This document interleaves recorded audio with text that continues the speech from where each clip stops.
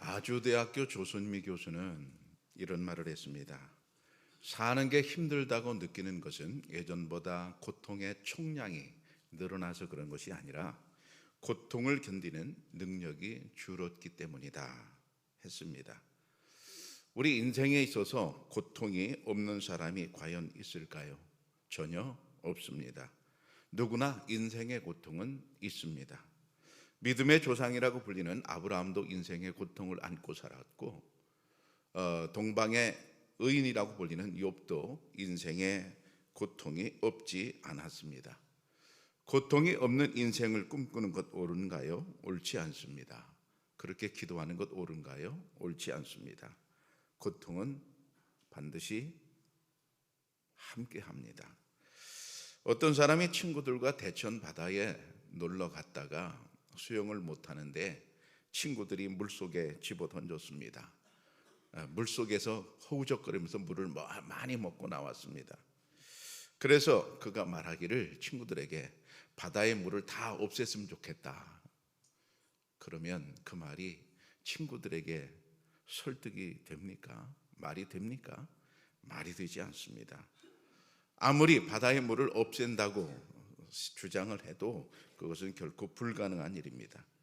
바다의 물을 없앨 수 없다면 여러분 그러면 어떻게 해야 될까요? 둘 중에 하나죠. 불평하고 살든지 아니면 적응하고 살든지. 불평 이렇게 할 수 있죠. 바다의 물이 왜 그렇게 많아? 샹. 욕을 할 수 있습니다. 그런가 하면 누가 저렇게 바다의 물을 많이 가둬놨어 라고 말할 수도 있고요. 요즘 유행하는 말로는 해양수산부 장관을 청문회에 불러들여야 된다는 말도 할 수 있습니다. 여러분, 바다에 물이 많아요. 가장 좋은 방법은 무엇일까요? 수영을 배우면 됩니다. 수영을 배워놓으면 바다에 물이 많아도 아무 상관없습니다. 오히려 바다에 물이 없다면 곤란합니다. 있어서 파도를 즐길 수 있어야 하는 것이죠. 바다의 물을 없앨 수 없는 것처럼 우리 인생에서 고통은 없앨 수 없습니다. 그렇다면 어떻게 해야 될까요? 답은 좌절내구력을 키우는 것입니다. 자녀 양육에 있어서도 고통이 있고 애로가 있습니다. 부모가 자녀를 양육하는데 매일 자녀가 이쁜 짓만 하는 게 아닙니다. 때로는 미운 짓도 합니다. 자녀의 앞날을 위해서 잘 키우고 싶은데 그게 마음대로 안 될 때도 있습니다. 그래서 부모가 되는 것은 때로 고통입니다. 많은 부모가 자녀와 친구처럼 그렇게 다정하게 잘 지내고 싶어 합니다. 그러나 현실은 그게 쉽지 않습니다. 아이의 마음을 공감하는 것, 아이의 마음을 이해해 주는 건 매우 중요합니다. 그러나 그것만 가지고 양육이 될까요? 아닙니다. 그렇게 한다면 떼쓰고 말 안 듣는 아이로 자라납니다. 아이의 자존심을 과하게 중요시하여 그대로 둔다면 그 아이는 과연 어떻게 될까요? 사람들에게 인정받지 못한 아이로 자라납니다. 예전에는 자녀 양육에 있어서 체벌이 빈번했습니다. 매를 많이 댔지요.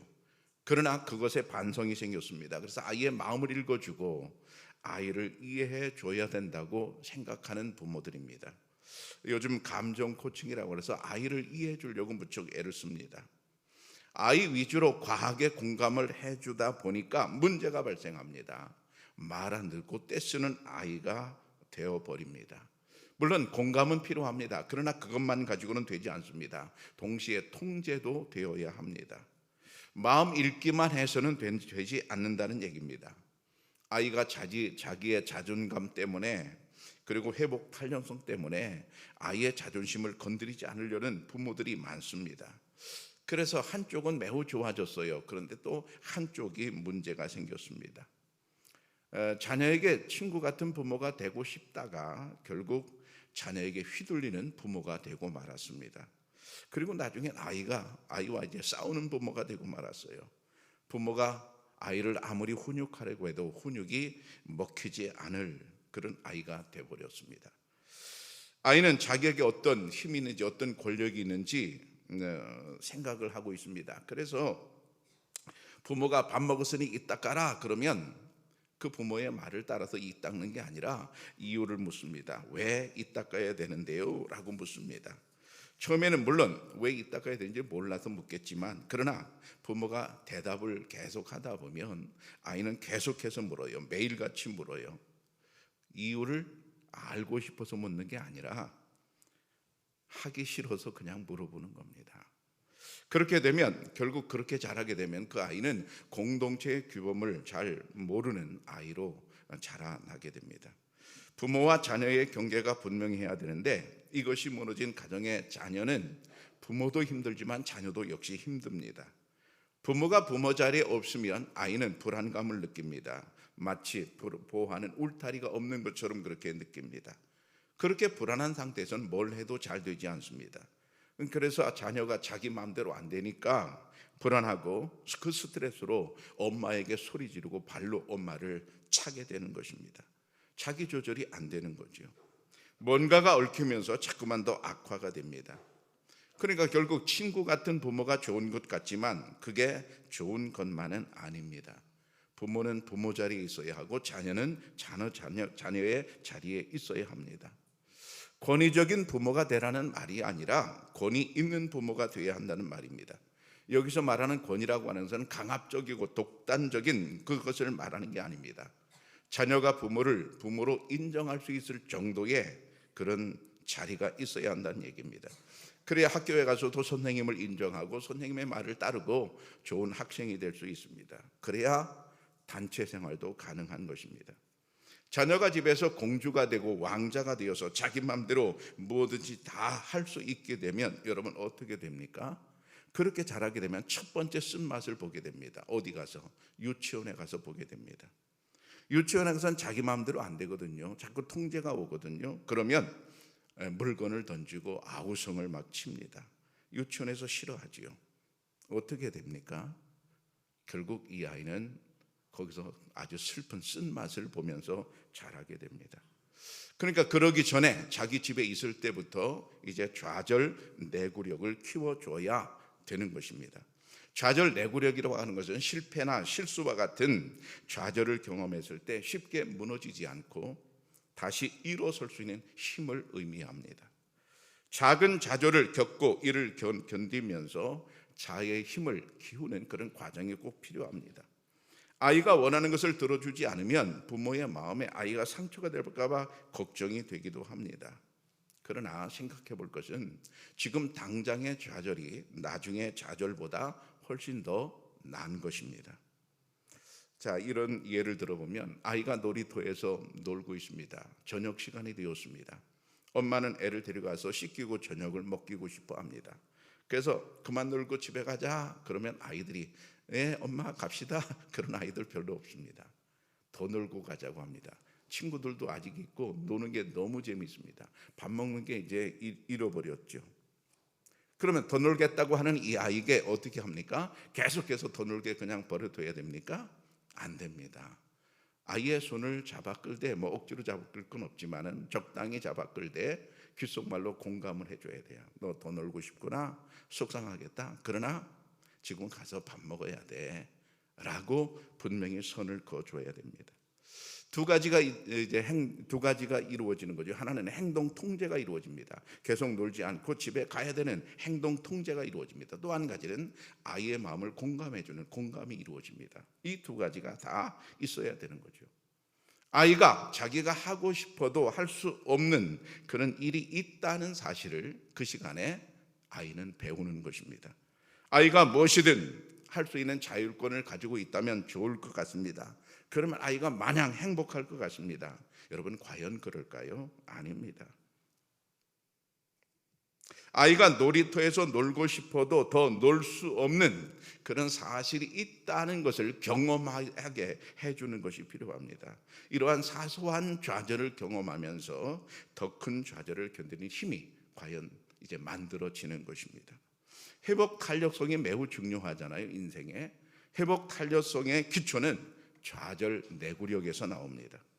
부모들이 아이를 훈육할 때 설명합니다. 요즘 부모들은 다 설명하고 설득하고 하는 과정을 거치지요. 그런데 그것만 계속해서는 곤란합니다. 거기엔 반드시 지시라는 게 들어가야 합니다. 설득하고 설명하는 것은 아이의 인권을 존중하는 좋은 행동입니다. 그런데 마냥 그것만 가지고 해결이 안 됩니다. 큰 식당이나 쇼핑몰에서 보면 어떤 엄마가 아이를 이제 데리고 자꾸 설명을 하는데 어떤 부모는 막 30분, 1시간씩 땀을 뻘뻘 흘리면서 설명만 합니다. 지시가 전혀 없습니다. 그렇게 되면 아이를 올바로 키울 수가 없습니다. 그러면 어떻게 해야 돼요? 여기서 지시가 필요하죠. 공감과 지시의 균형이 필요합니다. 설명은 어느 정도 해주고 그 다음에는 그 아이를 통제해서 그 아이가 지금 자기가 이렇게 큰 소리로 떠들고 놀면 안 된다고 하는 사실을 분명히 몸으로 배우도록 해줘야 됩니다.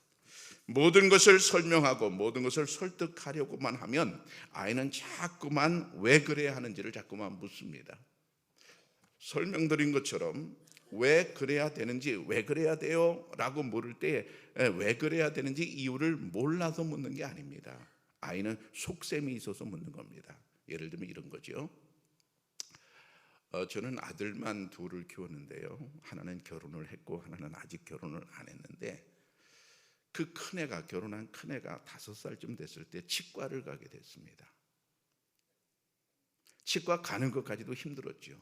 치과 가는 거 좋아하는 사람 별로 없습니다. 그런데 아이가 치과를 억지로 데려갔는데 문제가 생겼어요. 의사 앞에 딱 앉더니 입을 안 벌리는 겁니다.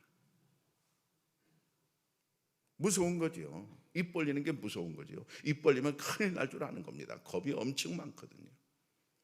그러면서 한참 만에 입 벌렸는데 뭐라고 입 벌리는가 하면 선생님 아파요 안 아파요? 질문을 한 10대까지를 쏟아내는 거예요. 질문을. 의사가 다 대답해 주더라고. 친절하더라고. 여러분 몰라서 묻는 겁니까? 애의 속셈은 뭡니까? 치료하기 싫다는 겁니다. 그게 속셈입니다. 부모에게도 마찬가지예요. 왜 내가 이 닦아야 되는지, 왜 뭐를 해야 되는지 자꾸 묻는 것은 몰라서 묻는 게 아닙니다. 하기 싫어서 묻는 겁니다. 아이의 속마음이 그런 거거든요. 우리가 아이에게 뭔가를 설명한다는 것은 아이에게 선택권을 준다는 것을 의미합니다. 아이에게 선택권을 주는 순간 아이는 금방 눈치채고 압니다. 내가 갑이 되었구나. 갑이라는 용어는 모르겠지만 자기가 갑이 되고 부모가 을이 되는 것을 분명히 압니다. 아이가 갑이 되는 순간 모든 행동을 다 자기 마음대로 합니다. 이럴 때 필요한 게 바로 지시가 필요합니다. 어느 정도 이를 닦아야 되는 것을 설명했다면 그 다음에 계속 설명할 이유가 없이 지시가 필요합니다. 너 지금 화장실에 가서 이 닦아 라는 지시가 필요합니다. 처음부터 설명 없이 지시, 명령만 하면 안 되지만 설명을 어느 정도 하고 그 다음에 왜 이 닦아야 돼 질문하면 단호하게 그냥 닦어 라고 분명하게 지시를 해줘야 됩니다. 이때는 약간 무서운 말투와 표정도 좀 필요하지요. 중요한 순간은 이 순간입니다. 아이가 울어버립니다. 무서우니까 또 하기 싫으니까. 이때 부모의 마음이 중요해요. 울어도 물러서지 말아야 합니다. 울어도 그때 좌절을 맛보도록 만들어줘야 됩니다.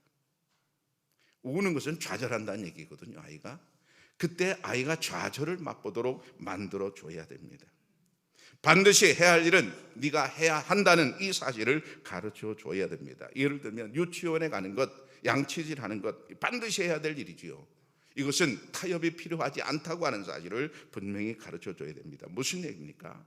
아이가 선택할 수 없게 만들어 줘야 됩니다. 너 오늘 유치원에 갈래 안 갈래? 이렇게 묻는 부모는 없습니다. 그렇게 물어서는 안 되는 거죠. 아이가 원하는 대로 해주는 것, 그게 민주적인 것 같지만 아닙니다. 그것은 아이를 방임하는 것입니다.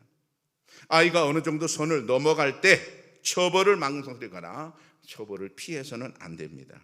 아이가 반복해서 선을 넘을 때 아무 일도 부모가 하지 않으면 그것은 방임입니다.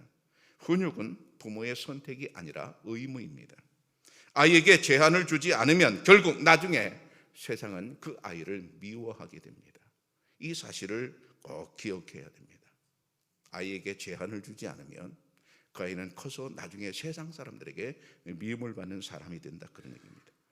그것이 지금 당장 아이가 상처 받는 것이 나중에 더 큰 상처를 받는 것을 미연에 방지하는 일이 되는 것입니다.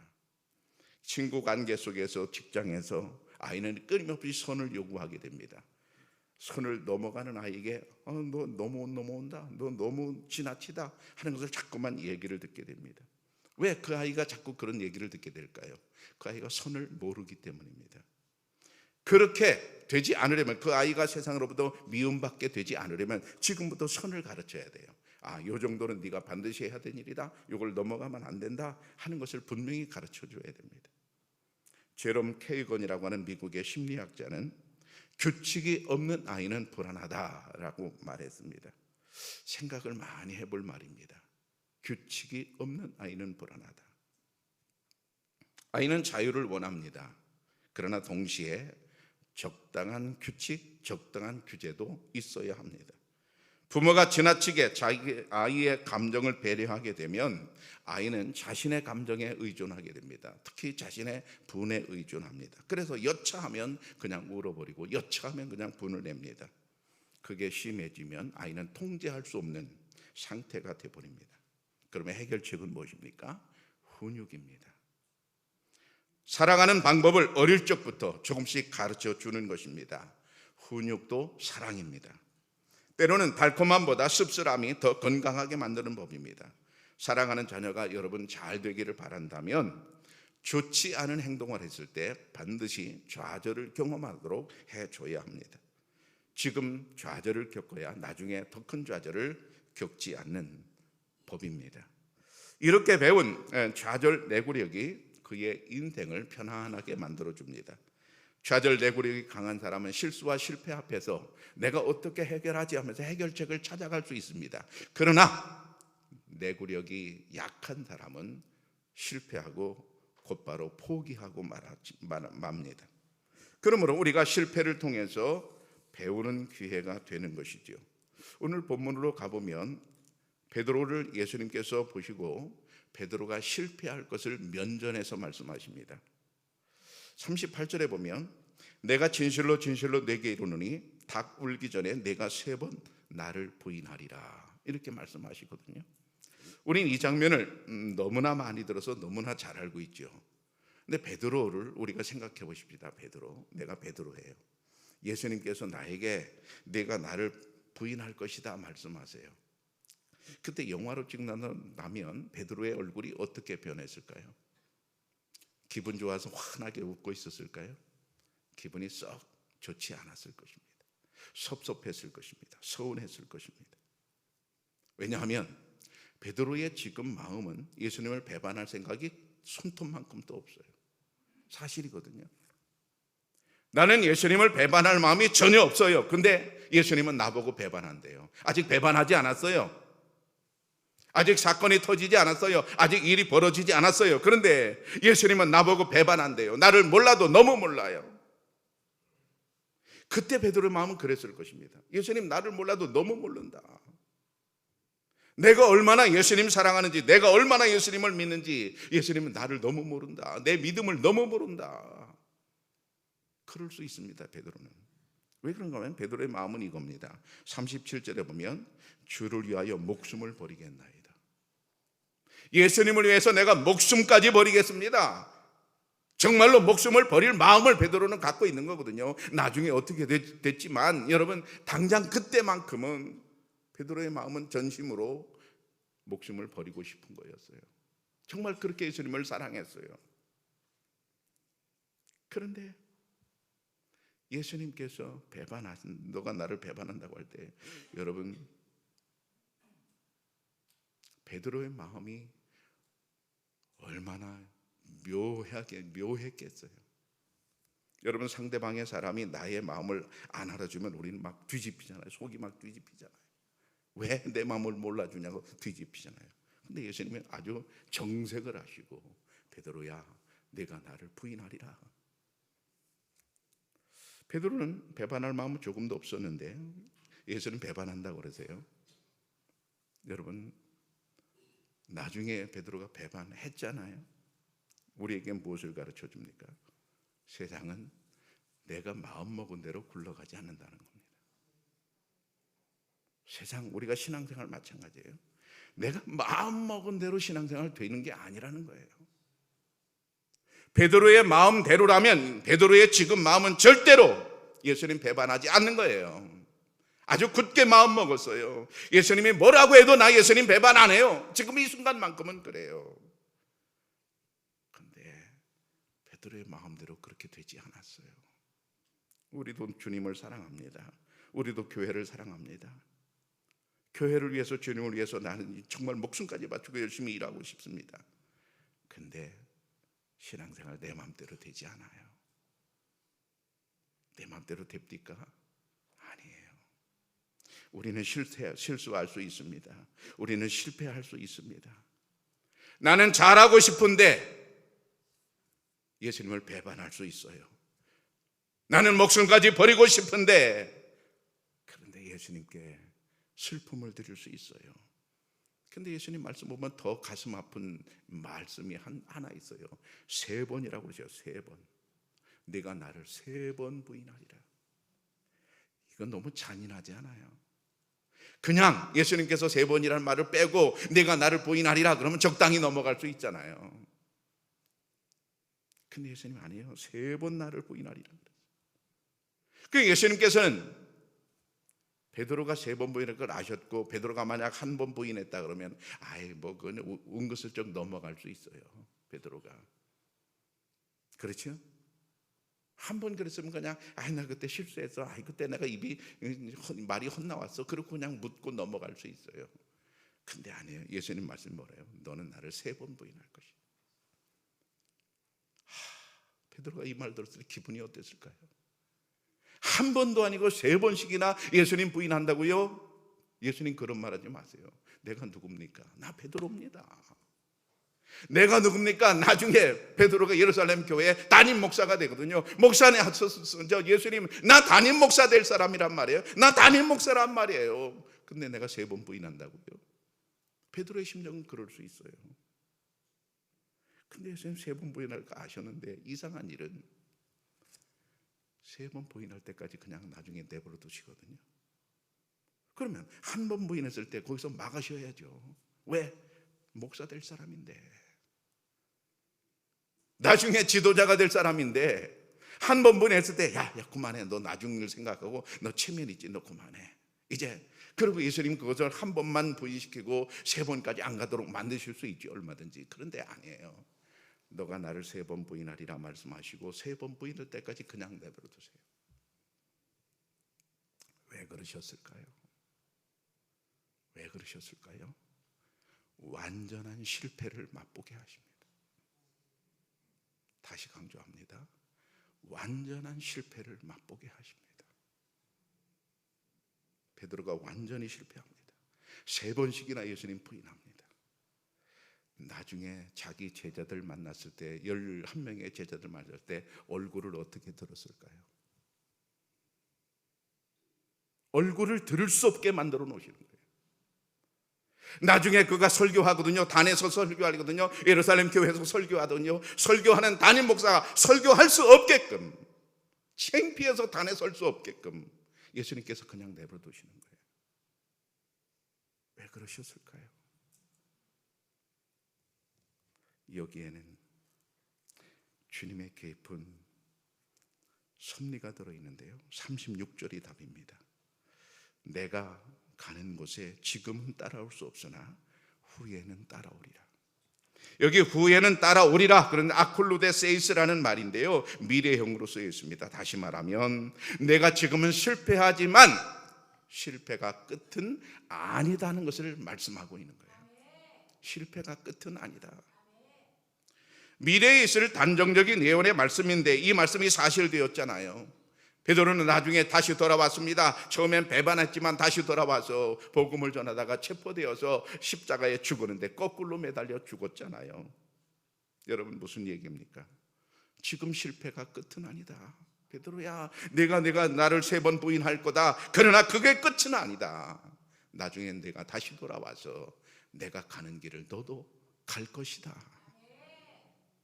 좌절은 실패가 아니라 더 나은 사람으로 성장하는 디딤돌입니다. 하나님은 때로 우리에게 좌절을 맛보게 하십니다. 우리가 기도할 때 좌절을 맛보게 하시고, 우리가 자녀 교육을 할 때 좌절을 맛보게 하시고, 우리가 사업을 할 때 좌절을 맛보게 하시고, 이런저런 일로 우리에게 좌절을 맛보게 하십니다. 그 순간만큼은 우리가 죽고 싶지요. 그 순간만큼은 우리가 창피해서 견딜 수가 없지요. 그런데 하나님께서는 그때에 우리에게 좌절 내구력을 키우게 하십니다.